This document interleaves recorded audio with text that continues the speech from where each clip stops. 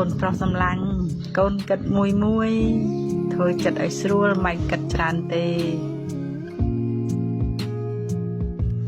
កូនម៉ែត្រូវតែទៅមុខរួច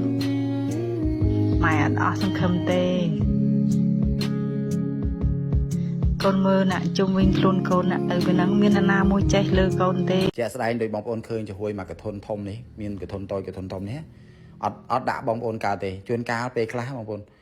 ទទួលបងប្អូនល្ងាចហ្នឹងហើយស្អែកអ៊ុតមើលទៅអញ្ចឹងបើដាក់កើតដាក់ដោយជាក់ស្ដែងចំហួយប៉ុណ្ណេះខ្ញុំដាក់ឲ្យបងប្អូនអត់កើតទេបងប្អូនពេលខ្លះគាត់ថាប៉ុណ្ណឹងដាក់បាននៅការដៃខ្ញុំកាន់ប៉ុណ្ណឹងចុះហ្មងទៅដល់ដៃបងប្អូនហើយរយៈពេល2-3ម៉ោងទៀតតើវាឧបសគ្គអីនេះបងប្អូនគ្រាន់តែលើកមកធ្លាក់តែម្ដង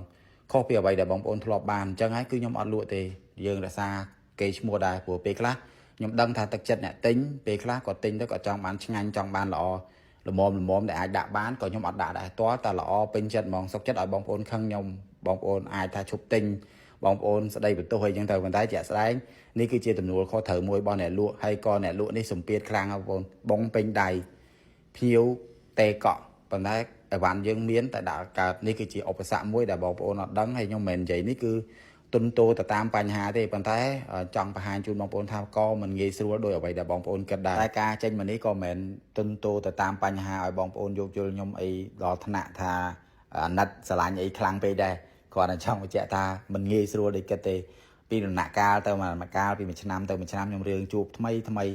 តាំងពីសបាច់ដៃយើងមានម៉ាស៊ីនរហូតដល់មានការផ្គត់ផ្គង់ហើយជួបរឿងអាកាសធាតុចឹងទៀតអញ្ចឹងគ្រាន់តែថានេះគឺជាអ្វីដែលយើងរៀនសូត្របន្តទៀតសម្រាប់ឆ្នាំក្រោយរហូតមកដល់ឥឡូវនេះគឺមេរៀនជាច្រើនដែលបានរៀនហើយមេរៀនជាច្រើនក៏ជួបហើយក៏មិនទាន់មានចម្លើយដែរហើយសម្រាប់បច្ចុប្បន្ននេះបងប្អូនប្រក្រុងទាល់តែកម្រិតនេះកម្រិតខៀវស្រស់ល្អខាប់លឿនចឹងហើយមួយទៀតធ្វើទៅបានគុណភាពបែបនេះបានខ្ញុំដាក់លក់កើតបងប្អូនខឹងចោះបងប្អូនទិញទៅមិនឆ្ងាញ់ក៏បងប្អូននៅតែខឹងដែរបើសិនជាខឹងហើយបងប្អូនអាចទិញវិញប៉ុន្តែបើទិញទៅអត់ត្រូវចិត្តប្រកាសណាបងប្អូនលែងទិញខ្ញុំហើយនេះគឺជាអ្វីដែលជាគោលចំហរបស់អ្នកលក់ហើយខ្ញុំសង្ឃឹមថាបងប្អូនយកយល់ហើយនៅបន្តគ្រប់គ្រងផលិតផលមួយនេះទាំងអស់គ្នាហើយមួយទៀតសម្រាប់បងប្អូនដែលគាត់ចង់បានកូនប្រក្រុងបងប្អូនឥឡូវបងប្អូនអាចធ្វើការកក់បានចុងនេះមានការដាក់ជូនទៅដល់បងប្អូនហើយ3ដើម$10បងប្អូនត្រូវការអាចធ្វើការកក់បានហើយសម្រាប់ចំហួយប្រក្រុងឥឡូវនេះក៏បងប្អូនអាចធ្វើការកក់បានដែរហើយសម្រាប់ promotion មួយចំនួនអាចថា5ឈុតថែម1ឈុតចឹងទៅវាសារឥឡូវយើងពិបាកប៉ុន្តែបើបងប្អូនចង់បាន free ដឹងជូនឯងកុំភ្លេចសួរអ្នកលក់ហ្នឹងក្រែងអ្នកលក់មានតម្លៃពិសេសជូនទៅដល់បងប្អូនទាំងអស់គ្នាចឹងសម្រាប់វីដេអូមានប៉ុណ្្នឹងទេអរគុណច្រើនជួបគ្នានៅវីដេអូក្រោយសម្រាប់បងប្អូនដែលគាត់មានបំណងក្នុងការស្វែងរកទិញនៅប្រភេទចំហួយប្រក្រុងនេះបងប្អូនអាចធ្វើការតំណែងនៅលើ page ប្រក្រុងក៏បានឬក៏បងប្អូនអូសចូលនៅក្នុង account TikTok ហ្នឹងមានលេខទូរស័ព្ទឬក៏មាន link Telegram បងប្អូនអាចធ្វើការតំណែងបានមានសេវាកម្មដឹកជញ្ជូននៅក្នុងភ្នំពេញកំងភ្លាមដឹកជូនភ្លាមឬក៏បងប្អូននៅខេត្តក៏អាចកំងបានដែរសូមបញ្ជាក់បន្ថែមជូនបងប្អូនបន្តិចដែរថាសម្រាប់ចំហួយប្រក្រុងដែលបងប្អូនទិញពីខាងខ្ញុំទៅធានាជូនអនាម័យប្រើប្រាស់ស្លឹកស្រស់ 100% អត់មានប្រើលាយម្សៅទេហើយសម្រាប់ការធ្វើគឺធ្វើថ្មីរៀងរាល់ថ្ងៃប្រើប្រាស់ជាមួយនឹងទឹកស្អាតតែម្ដងអញ្ចឹងសម្រាប់បងប្អូនទិញទៅគឺហូបទាំងទំនុកចិត្តចំពោះចំហួយប្រក្រុងរបស់យើងគឺយើងលក់ជាឈុតបងប្អូននៅក្នុងមួយឈុតហ្នឹងមានប្រក្រុង1គីឡូមានទឹកស្ករត្នោតខ្ទិះដូងគ្រាប់ជីដែលអាចញ៉ាំបានមួយឈុតហ្នឹងសម្រាប់5នាក់តែម្ដងអញ្ចឹងសម្រាប់បងប្អូនដែលគាត់ត្រូវការអាចធ្វើការកំងចាប់ពីមួយឈុតបានហើយបងប្អូនអាចទៅដល់ទីតាំងក៏បានដែរនៅក្រៅសាលាបឋមសិក្សាភ្នំពេញថ្មីឬក៏បងប្អូនអាចឲ្យក្រុមការងារដឹកជញ្ជូនក៏បានដែរមានសេវាកម្មដឹកជញ្ជូនដល់ផ្ទះសេវាតាមទីតាំងបងប្អូនកំងកាន់តែច្រើនអាចទទួលបានការដឹកជញ្ជូនដោយឥតគិតថ្លៃអញ្ចឹងសម្រាប់វីដេអូមានតែប៉ុណ្្នឹងទេអរគុណច្រើនសម្រាប់ការគាំទ្រគ្រប់ផលិតផលខ្មែររបស់យើងគាំទ្រផលិតផលខ្មែរជួយលើកកម្ពស់សេដ្ឋកិច្ចគ្រួសារកសិករខ្មែរយើងអរគុណច្រើនជីវិតដែលមានក្តីសុខណាខ្ញុំប្រាប់ណាគឺជីវិតដែលរស់នៅរៀងខ្លួនគេរស់គេយើងរស់យើងគេរកគេយើងរកយើងគេក្តីសុខគេយើងក្តីសុខយើងអត់មែនមួយជីវិតឯណាចាំតាអានេះចេះអានោះចោះវារស់ស៊ីអុយបានមានវាមិនរស់ស៊ីអុយបានវាក្រអាគ្នាមិនរស់ស៊ីក៏ខុសដល់គ្នារស់ស៊ីក៏ខុស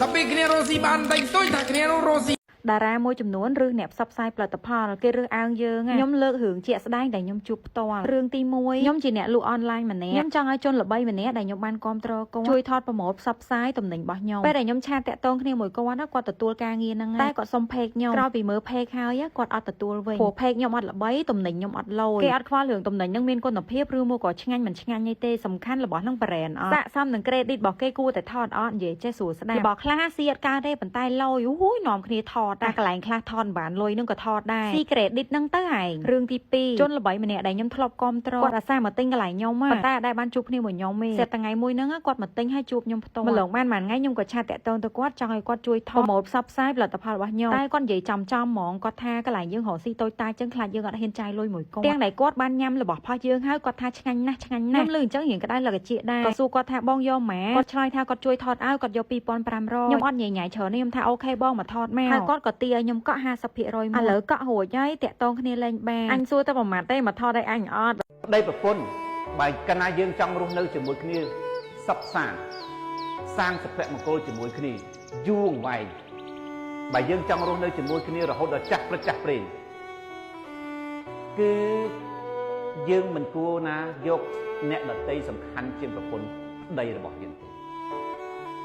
កុំថាឡើយមិត្តភក្តិសំបីតែបងប្អូនកូនក្មួយឪពុកម្ដាយក៏ដោយក៏អត់សំខាន់ជាងប្តីប្រពន្ធរបស់យើងពីព្រោះអ្នកដែលរស់នៅជាមួយគ្នាអ្នកដែលមើលថែទាំគ្នារហូតដល់ចាស់ព្រឹកចាស់ព្រេងគ្មានអ្នកគេកែពីប្តីប្រពន្ធរបស់យើងនិយាយអំពីបញ្ហាពេលដែលបេះប្រក្រងមកធ្វើអត់មានជ័រឬក៏ធ្វើប្រក្រងទៅអត់កកវានៅរាវពេកទេបងប្អូនឧបសគ្គនេះខ្ញុំជួបដូចគ្នាសម្រាប់អ្នកធ្វើគឺជួបបញ្ហានឹងច្រើនសម្រាប់រដូវក្តៅនេះចន្លោះរដូវក្តៅខ្លាំងហ្នឹងគឺខ្ញុំមានបញ្ហានឹងខ្លាំងមែនតើបងប្អូនអាចពិនិត្យមើលនៅក្នុងវីដេអូនេះស្លឹកប្រក្រងស្ដើងរិញស្លឹកនេះធ្វើអត់កើតទេជាក់ស្ដែងគឺធ្វើអត់កើតតែម្ដងប្រក្រងបែបនេះហើយកត្តាមួយទៀតនោះគឺវាអាចមកពីការដាំដុះរបស់យើងដែរព្រោះពេលខ្លះការដាំដុះនៅកន្លែងដែលมันមានពន្លឺគ្រប់គ្រាន់ឬក៏ដាំដុះនៅកន្លែងដីដែលអត់សូវមានជីជាតិជាពិសេសប្រភេទដីខ្សាច់ក៏ធ្វើអត់សូវបានល្អដែរនេះជាបទពិសោធន៍របស់ខ្ញុំហើយមួយវិញទៀតតកតទៅនឹងការជ្រើសយកពូជសាប្រក្រងមានពូជច្រើនណាបងប្អូនដឹងហើយថាប្រក្រងមិនក្រោម5ពូជទេតែខ្ញុំធ្លាប់បានបង្ហាញនៅលើ page ប៉ុន្តែមានប្រក្រងខ្លះក៏ល្អប្រក្រងខ្លះក៏អត់ល្អដែរជាក់ស្ដែងប្រក្រងដែលធ្វើបានល្អខាងទីគេគឺពូជប្រក្រងព្រៃដែលពូជប្រក្រងហ្នឹងបែបនេះបងប្អូនស្លឹកវារោមស្លឹកក្រាស់ល្អស្លឹកធំហើយរោមវាច្រើនណាប្រក្រងនេះបើសិនជាបងប្អូនយកទៅដាំនៅលើដីដែលមានជីជាតិជាពិសេសដីប្រភេទចកានិយាយទៅធ្វើប្រក្រងបាន 100% តែម្ដងហើយមានមួយប្រភេទទៀតនោះស្ដើងស្លឹកស្តៀងនឹងដែរប៉ុន្តែស្ដើងខ្លាំង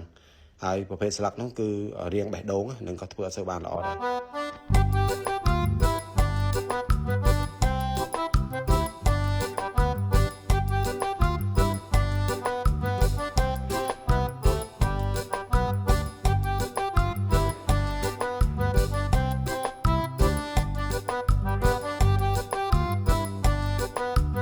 ពីកំឡុងដើមខែមេសាខ្ញុំបានផុសវីដេអូមួយអំពីកូនប្រក្រងអាយុ90ថ្ងៃ3ដើម$10ពេលនោះមានបងប្អូនយើងកក់ច្រើនមែនទែនរហូតដល់បងប្អូនខ្លះគាត់ក៏អត់ទាន់ទៀតអញ្ចឹងសម្រាប់វគ្គនេះគឺមានតិចទេបងប្អូនអត់មានច្រើនទេបើមិនជាបងប្អូនត្រូវការគឺបងប្អូនអាចកក់បាន3ដើម$10ដដែលបងប្អូនអាចតាក់ទងនៅក្នុងលេខ Telegram នឹងក៏បានឬបងប្អូន comment ជាលេខទូរស័ព្ទទៅក្រុមការងាររបស់យើងនឹងទេតំណតំណងក៏បានឬក៏បងប្អូនអាចឆាតទៅ page ប្រក្រងក៏បានដែរសម្រាប់កូនប្រក្រងនេះធានាជូនថាបងប្អូនយកទៅគឺដាំបានហើយដូចរូបភាពដែលបងប្អូនបានឃើញអញ្ចឹងជាក់ស្ដែងសម្រាប់កូនប្រក្រងនេះនៅរៀងខ្លីដោយសារជាទូទៅរុក្ខជាតិវល្លិគឺយើងអាចទុកឲ្យវាលូតវែងទេអញ្ចឹងជាទូទៅខ្ញុំតែងតែកាត់តែម្ដងប៉ុន្តែជាក់ស្ដែងគឺអាយុ90ថ្ងៃពេញតែម្ដងដើមចាស់ល្អណាស់បងប្អូនដែលគាត់ដាំអាយុ8ខែអាចប្រមូលផលបានហើយចំពោះការដឹកជញ្ជូនតាមខេត្តមិនជាឧបសគ្គទេបងប្អូននៅភ្នំពេញក៏ទិញបានបងប្អូននៅខេត្តក៏មានការរៀបចំជូនមកស្អាតបងប្អូនអាចតាក់ទងទៅយកដល់កន្លែងក៏បាននៅទីតាំងក្រោយសាលាបឋមសិក្សាភ្នំពេញថ្មីម្ដុំផ្សារដេហុយបងប្អូនអាចតាក់ទងតាមលេខទូរស័ព្ទទៅក្រុមការងារនឹងផ្ញើទីតាំងជូនបងអញ្ចឹងសម្រាប់វីដេអូមានតែប៉ុណ្្នឹងទេបងប្អូនដែលត្រូវការអាចកក់មុនបានមុនចំនួនមានកំណត់អរគុណច្រើនជួបគ្នានៅវីដេអូក្រោយបាយ